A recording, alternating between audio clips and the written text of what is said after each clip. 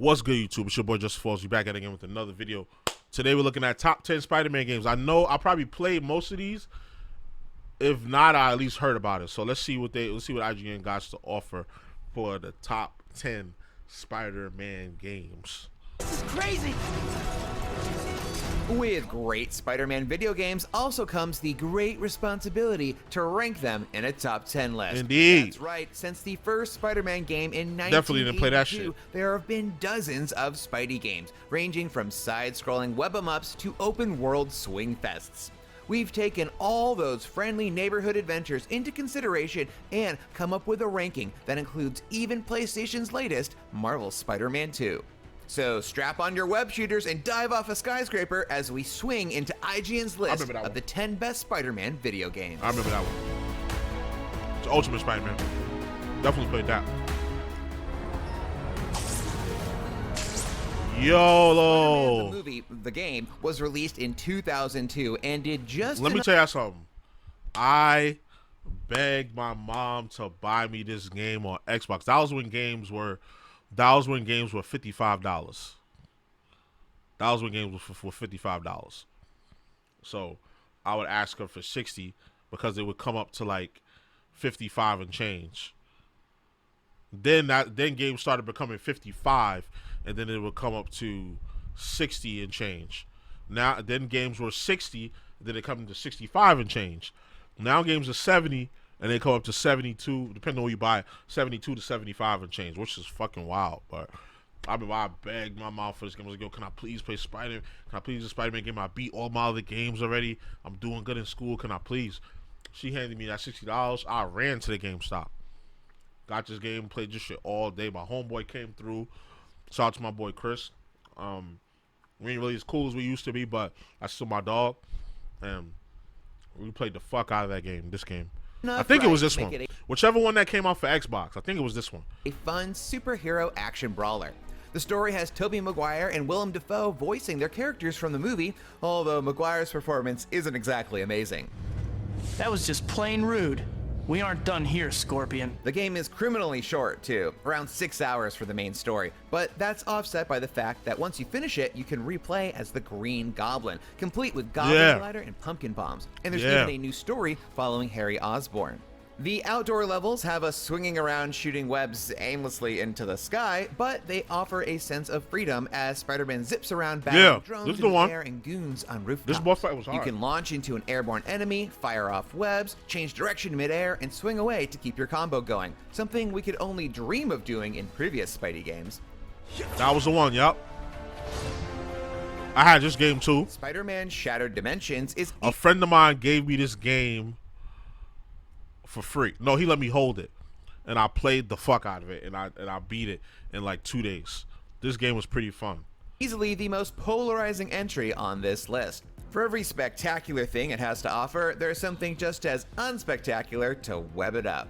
Featuring Mysterio as the big bad, the story sees a magical tablet shattered and spread across the multiverse, which prompts us to take control of 4 different Spider-Mans to go find them. And yes, that is the grammatically correct way to say the plural of Spider-Man.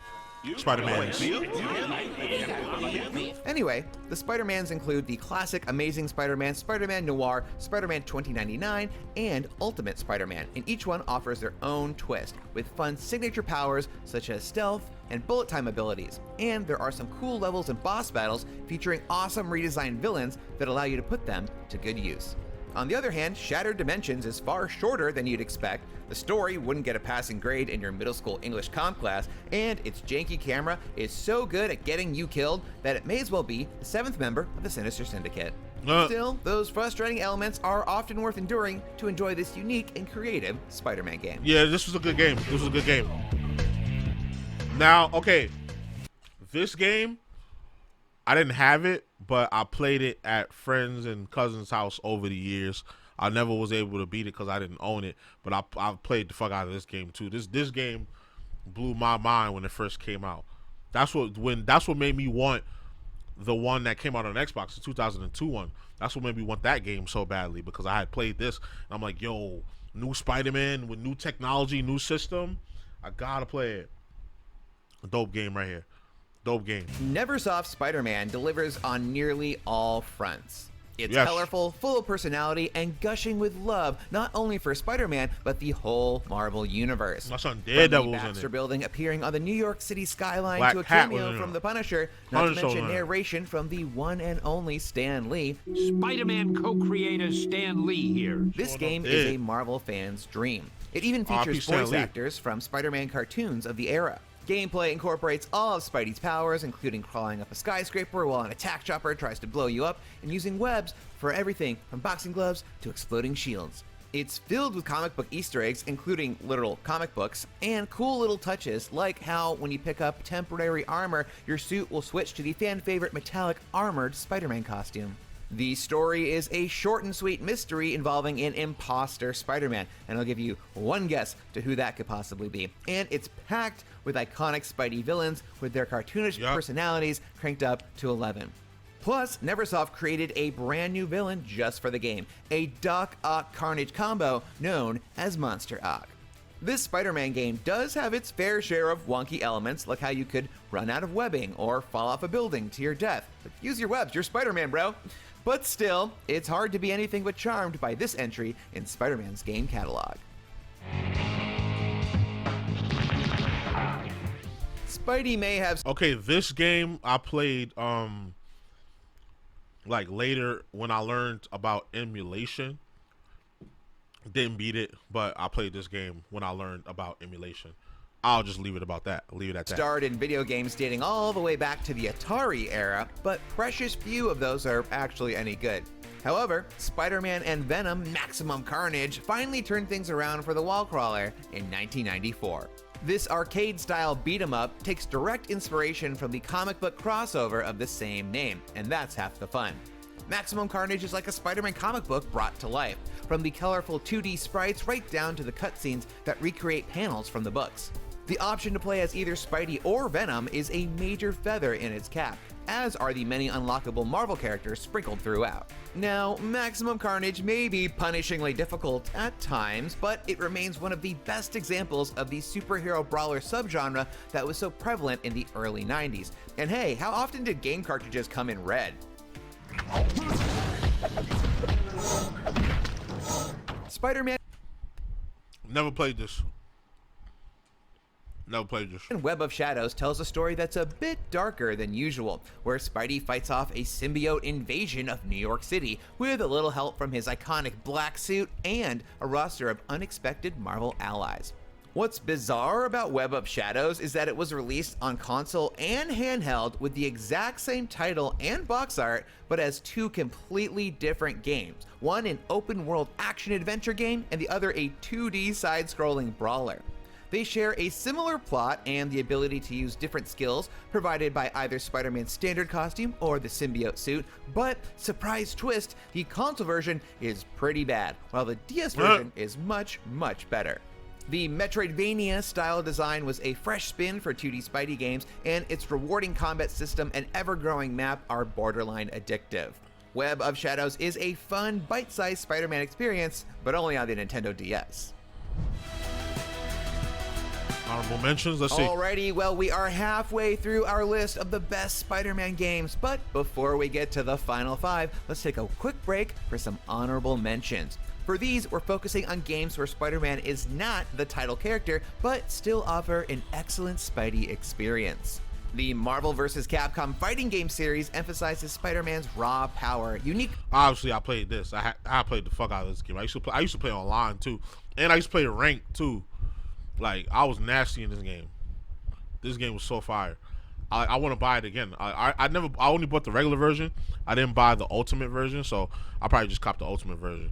They still play this. Like, there's still tournaments for this. I think this is still at Evo and all of that. Fighting style and assortment of web-based attacks, all delivered with Peter Parker's signature everyman humor. Sorry about that. Then there's Fortnite, which added plenty of Spider-Man content. I have not played Spider-Man in Fortnite. What? Okay, these are. I'm about to say, why they mention these? These are honorable mentions though. So all right. That for a time allowed us to rock skins from across the Spider-Verse. Rightfully, it received praise for doing an especially good job with the web-slinging mechanic. And finally, let's not forget one of the best guest appearances of all time. Spider-Man was an unlockable character in Tony Hawk's Pro Skater 2. Neversoft used its Tony Hawk Pro Skater gameplay engine Nice. for its Spider-Man games, I so remember it this. made perfect sense to include Spidey as a treat for fans. Spider-Man, Spider-Man, does whatever a spider can, and with maxed out air and hang time stats, what a spider can do is like 5 kickflips in a row before hitting the ground, which totally rules. That's all for honorable mentions. Now let's get back to the top 5. Let's get to that top 5. Optimum fiber internet has next level speed. I don't know if that's copyright. I don't know what's copyright these days and what's not. Yup, I had this game. I don't think I ever finished it though. No, I didn't have this game. I borrowed this game from a friend or probably one of my cousins. I never finished it though. After delivering Spider-Man 2, which at that point was considered the undisputed king of Spider-Man games, Treyarch carried forward everything it learned into 2005's Ultimate Spider-Man. Based on Marvel's modern and freshly rebooted Ultimate Spider-Man comic, the Ultimate Spider-Man game starts with a bang. Best friends Peter Parker and Eddie Brock battle it out on their high school's football field as Spidey and Venom, after Eddie is unable to resist the corruption of the symbiote suit. Listen to me, Eddie. You're smarter than this. This isn't you, it's the suit. I've been behind it. I know what it's doing to you. Swinging around New York City as Spidey still feels great, but it's the addition of a playable Venom that makes this game feel novel. We're forced to feed on enemies and innocent citizens Yeah, I alike remember that. to keep Venom alive as he launches himself from building to building, Hulk style. Ultimate Spider-Man cleverly incorporates comic storytelling, as scene changes or swaps between characters has our perspective jump between the panels of a comic book. The cel-shaded art style brings that feeling home, leaning into what the PS2, Xbox, GameCube era hardware was capable of, and standing the test of time a little better than its contemporaries as a result.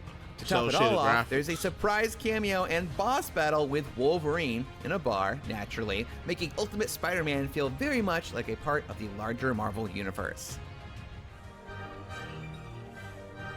Spider-Man 2, the movie. Spider-Man 2 Definitely had this because at that point I had my own little gig or whatever, and I was able to buy this on my own. I don't think I had to ask I don't think I had to ask my mom to buy me this game.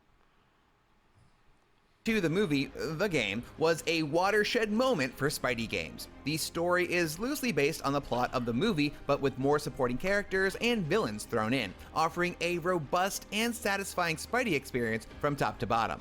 Inspired by Grand Theft Auto 3, the expansive and explorable city is filled with all manner of activities, from crimes that need stopping to pizzas that need delivery. Spider-Man 2 revolutionized what we expected from a modern Spider-Man game, and it's this foundation that the beloved Insomniac games are based on. All ghosts are specters, but not all specters are ghosts. Of course, I played this Speaking game. of those Insomniac Oh man, bro. This game was this is one of the best games I've ever played in my life. I'm not even exaggerating. This is one of the best games, most enjoyable games I've ever played in my life. I didn't stream it. I wasn't streaming back then. But playing this, finally playing The Last of Us and The Last of Us 2, and then playing Ghost of Tsushima, that period when I was doing that, and then what was it, not the other zombie game, Days Gone. Oh man, those were some of the greatest gaming experiences I've had in my life. In my life, period. Like, yo, this game was so dope. I wonder why it's 3. Like, what's better than this with Miles Morales and then Spider-Man 2? games, Marvel's Spider-Man is a modern classic. Insomniac left no stone unturned in gamifying the Spidey experience, with intuitive web-slinging, fluid combat, a deep closet of alternate suits, and a sprawling New York City map, which made gunning for 100% completion a challenge well worth undertaking. True. And it all looks fantastic, no matter which of Peter Parker's faces you prefer. This is the blockbuster I prefer Spider-Man the game PS4 that one. fulfilled the dreams of many Spider-Man fans. What sets Marvel's Spider-Man apart is its emotionally rich story, which stands shoulder to shoulder with just about anything we've seen in the movies. Peter's struggle to balance his own wants and needs against the demands of being a superhero is at the heart of most great Spider-Man stories. Silver Sable, like her DLC, that was the hardest one. Like she was wilding. And this one is no exception. Years deep into being Spidey, Insomniac's Peter Parker is repeatedly forced to make difficult choices with consequences that reverberate through the rest of his life. And the wonderful performances from voice actors like Yuri Lowenthal and Laura Bailey sell those stakes every step of the way. Indeed. That is so cool. Okay, yeah, that's what I was saying. Miles Morales, because Miles Morales was a step up. It was a step up from Spider-Man. The first Spider-Man. It definitely was a step up, even though it was a lot shorter. Spider-Man Miles Morales is less a true sequel than an expansion. I have this playthrough on my channel. If y'all want to check it out, I'll probably link it in the description or the annotation. Link it at the end or in the annotations. Insomniac's first Spidey game. But when the original ranks among the best superhero games ever made, is that such a bad thing? Spider-Man Miles Morales subtly refines the formula and gives the rookie Spidey his own well-deserved spotlight. The stakes of the story and the scope of that story may be smaller, but the experience is no less compelling because of it. If anything, Miles Morales shows the value of a shorter, more contained Spider-Man game. This may well be the best depiction of Miles in any medium, celebrating the character's unique place in the Marvel Universe and his fundamental connection to the New York neighborhood of Harlem. This game definitively proves that you don't need Peter Parker to make a great Spider-Man adventure. Fun fact, he goes to school in Brooklyn. However, well, at least back in my day when I was going to school, that's the issue. You're supposed to go to school within your district, so you're supposed to go to school within your general area of location. But because I used to live in Harlem, I was going to school in Harlem, and then when I moved to the Bronx, I was still going to school in Harlem. But they was just like, oh, you can't get a Metro card because you're supposed to go to school within your district. But my mom didn't want to send me to any Bronx schools because at the time it was no good schools around me to go to. So a little fun fact for you. Normally that wouldn't be the case. I think it's different now. I think you can go to different boroughs and stuff, but back then, back in the 90s, early 2000s, it was difficult. They made it difficult for you if you did that. Hey man, glad you could make it. Marvel's Spider-Man 2 is a triumph. Insomniac just keeps getting better and better at making Spider-Man games. There's no disputing that it's more of the same to some degree, but the improvements layered on top of the excellent combat and web slinging absolutely makes this a crowning achievement. Getting to seamlessly switch between Peter Parker and Miles Morales keeps the gameplay fresh, and the addition of web wings to help fly across the vastly expanded city is a godsend. Also, the story of Kraven's hunt and the Venom symbiote is as impactful as it is exciting, with fantastic performances from the whole cast giving it a hefty emotional weight. And who knows, the next one might be even better. But for now, as far as the IGN staff is concerned, this is the best Spider-Man game ever made. Thanks for watching. Were there any other Spider-Man games that you'd put on the list? What would you choose for number 1? Swing on down to the comments and let us know. And for more content sure to make your Spidey sense tingle, be sure to stick around IGN. Okay, so that's Spider-Man 2. That's the 10 greatest Spider-Man games. About what I expected. Let me know what y'all think. Do y'all agree with this list? Do y'all not agree with this list? Are you getting Spider-Man 2? I don't even know why that's even a question. If you're watching this video, of course you're getting Spider-Man 2. But I'm going to ask you anyway. So, you already know the vibes. Like, comment, subscribe, all that good stuff. It's your boy JusticeXFalls, and we out. 1.